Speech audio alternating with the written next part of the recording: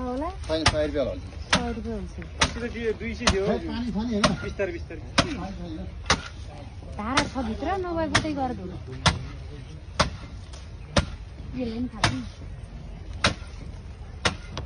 काउली शराब नदे है तँलाई यहाँ बेच्दै के खाल्दै यस्तो गरेको हामीलाई शराब नलाउने बेलुका बस्नु पर्ला है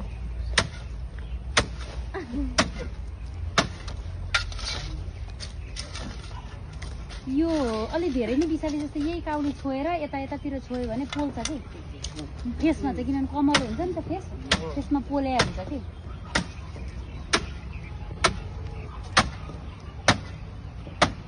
कस्तो साइजमा आइयो छ यस्तो दुःख देख्नु पर्ने तपाईले श्रद्धाञ्जली तपाईले के भएर यो काउली नष्ट गर्दै हुनुहुन्छ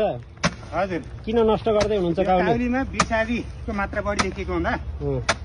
यो स्वास्थ्यलाई नोक्सानी पुरानी किसिमले किसानले विषादी प्रयोग गरेको हुँदा अहिले नष्ट गर्न परेको छ अब म पनि एउटा किसान हो सबै किसानले हामीले उत्पादन गरेको अब यो तयारी भइसकेको तरकारीहरूलाई पहिला हाम्रो काठमाडौँको कृषि उपज थोक बजारभित्र यो हामीले विषादी कक्ष छ बिहान त्यहाँ ल्याएर विषादी चेक गर्ने अनि त्यसपछि मात्र हामीले यो बजारीकरण गर्दा किसानको यसरी नष्ट गर्नुपर्ने अवस्था हुँदैन। आज कति किलो जति नष्ट गरियो त नि आज हामीले 151 किलो 151 किलो है बजारमा अहिले काउलीको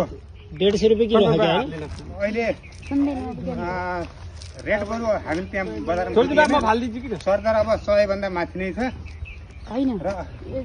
ठ्याक्कै नेटै 150 हो के रेटै 150 हो ए रेट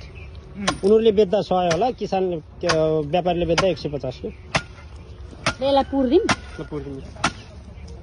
माथिबाट